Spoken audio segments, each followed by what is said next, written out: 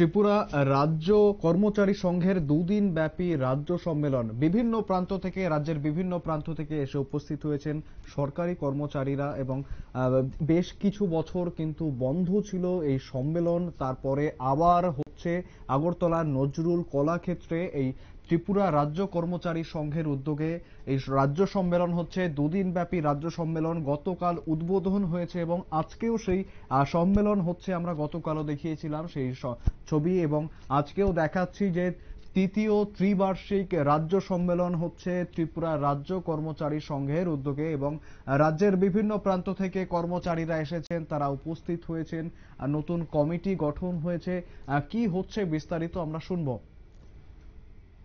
এবং তিনি জিএনসির প্রভারী রয়েছেন রাষ্ট্রীয় রাজ্য কর্মচারী মহাসংঘের সর্বভারতীয় সভাপতি বিপিন কুমার ডুগরাজি এবং রাষ্ট্রীয় মহামন্ত্রী বিষ্ণুপ্রসাদ বর্মাজি, রাষ্ট্রীয় কর্মচারী মহাসংঘের সম্পাদিকা শ্রীমতী সুতপা কর, ভারতীয় মজদুর সংঘ প্রদেশের সভানেত্রী শ্রীমতী দেবশ্রী কলই সহ অন্যান্য ভারতীয় মজদুর সংঘের পদাধিকারী এবং ত্রিপুরা রাজ্য কর্মচারী সংঘের পদাধিকারী, ডিস্ট্রিক্ট সাব ডিভিশন এবং ডিপার্টমেন্টাল কমিটির নেতৃবৃন্দ এখানে উপস্থিত হয়েছেন।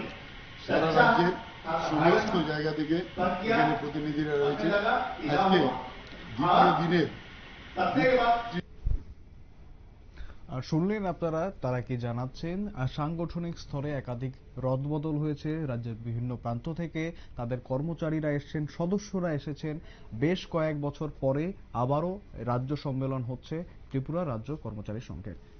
সংবাদ এখনকার মতো এই পর্যন্তই। পরবর্তী আপডেটগুলির জন্য চোখ রাখুন শুধুমাত্র নিউজ ভ্যানগার্ডের পর্দায়।